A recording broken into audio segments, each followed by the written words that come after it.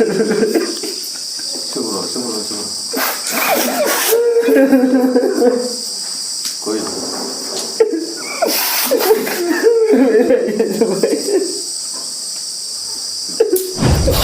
जिस पिता की छाया में बच्चा सबसे महफूज महसूस करता है, वो पिता का साया भी उठ चुका है।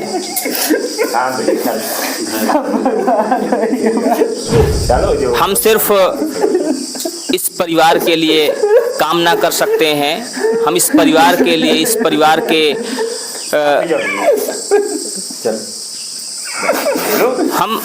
हम सिर्फ परिवार के लिए कामना कर सकते हैं। हम ईश्वर से ये गुजारिश कर सकते हैं कि इस परिवार को इस महान दुख को सहने की शक्ति दे, लेकिन शायद हमारे पास भी वो शब्द नहीं है। नमस्कार, मैं हूं शिव पांडे और आप देख रहे हैं अखंड भारत बुलेटिन। इस समय हम है कौशाम्बी के उसी गांव में जिसकी चर्चाएं पिछले कुछ दिनों से लगातार चल रही हैं। जी हाँ, यह है कौशाम्बी का लोहंदा गांव और हमारे साथ बैठे हुए हैं सिद्धार्थ तिवारी, जिन पर पास्को एक्ट तहत कार्रवाई हुई थी, जिन पर आरोप लगा था कि इन्होंने 8 साल की एक नाबालिग बच्ची का बलात्कार किया है। हमारे साथ बैठे हुए हैं, आइए हम इनसे बात करते हैं कि आखिर ये सब जो हुआ, ये मामला जो सामने आया, ये क्या था, कैसे था, इन पर इतना बड़ा आरोप कैसे लगा और वर्तमान में इनको उस दोष से बरी भी कर दिया गया है। सिद्धार्थ जी, आप पर भी इतना बड़ा आरोप लगा, आपको जेल भेजा गया, क्या कहना चाहेंगे इस पे?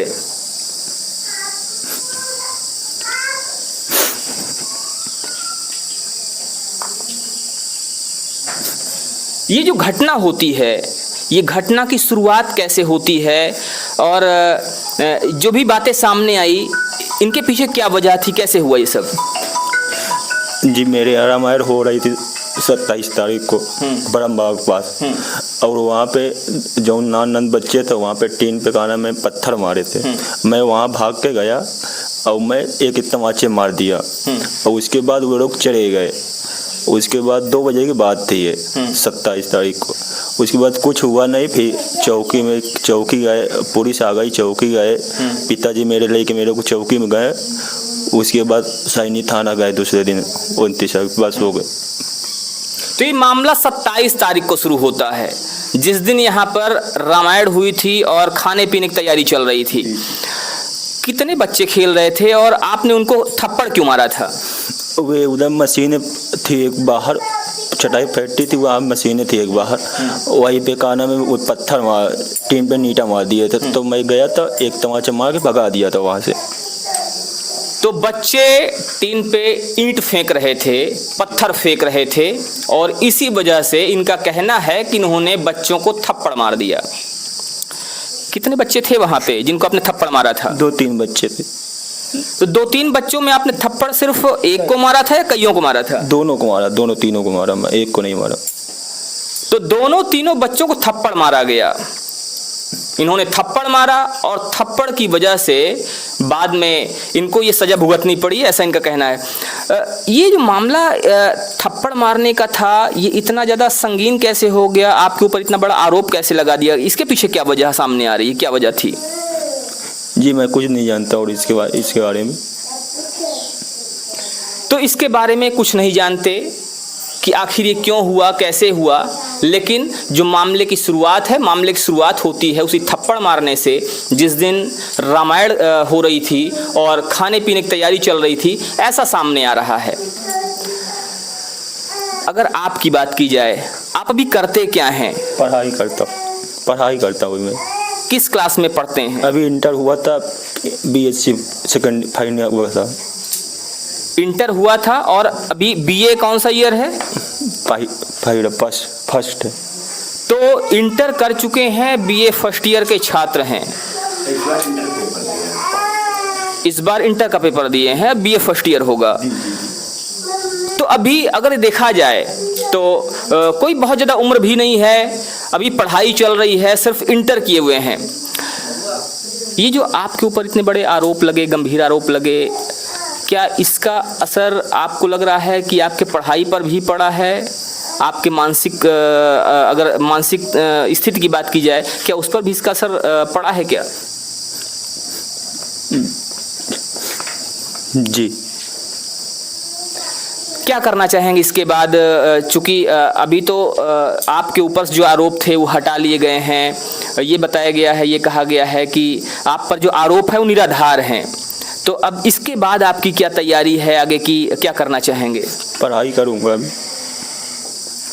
तो अभी पढ़ाई करेंगे। जो आरोप लगे थे वो आरोप हालांकि हट चुके हैं, जो एक दाग लगा था वो दाग भी हट चुका है, धुल चुका है। अब आगे का कहना ये है कि आगे पढ़ाई करेंगे। आप पर ये जो आरोप लगे इसको लेकर योगी सरकार से क्या कहना चाहेंगे? जो आपके आवाज़ को सुन रहे हैं, जो भी लोग आपकी वीडियो देख रहे हैं, उनसे क्या कहना चाहेंगे? मैं हाथ जोड़ के प्रार्थना करता हूँ कि अब मेरे साथ ऐसा हुआ है, अब किसी और के साथ अन्याय ऐसा ना हो। मेरे पिताजी एक्सपायर हो गए,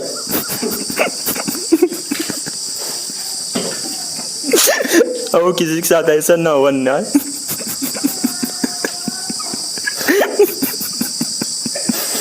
तो एक भावुक कर देने वाला पल है, भावुक कर देने वाला क्षण है।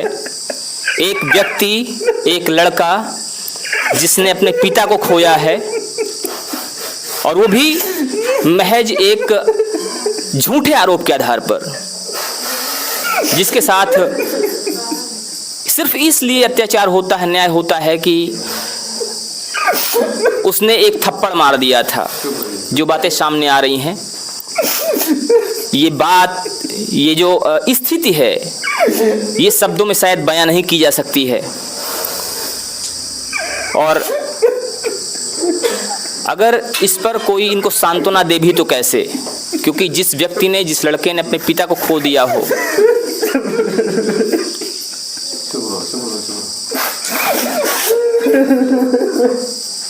कोई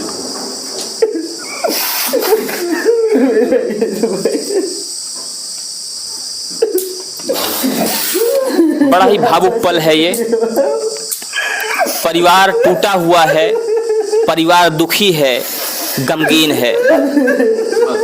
इनको शायद न तो कोई सांत्वना देने वाला है। जिस पिता की छाया में बच्चा सबसे महफूज महसूस करता है, वो पिता का साया भी उठ चुका है।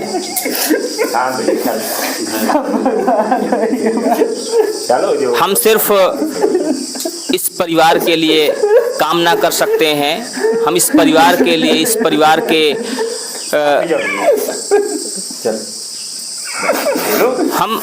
हम सिर्फ परिवार के लिए कामना कर सकते हैं। हम ईश्वर से ये गुजारिश कर सकते हैं कि इस परिवार को इस महान दुख को सहने की शक्ति दे। लेकिन शायद हमारे पास भी वो शब्द नहीं है जो इनके इस दुख को कम कर सकें। खैर, ये जो स्थिति है, ये जो परेशानियां हैं, इस परेशानी को लेकर आपका क्या कहना है, आप हमें ज़रूर बताइएगा। बने रहिए हमारे साथ खबरों के अपडेट के लिए। जय हिंद।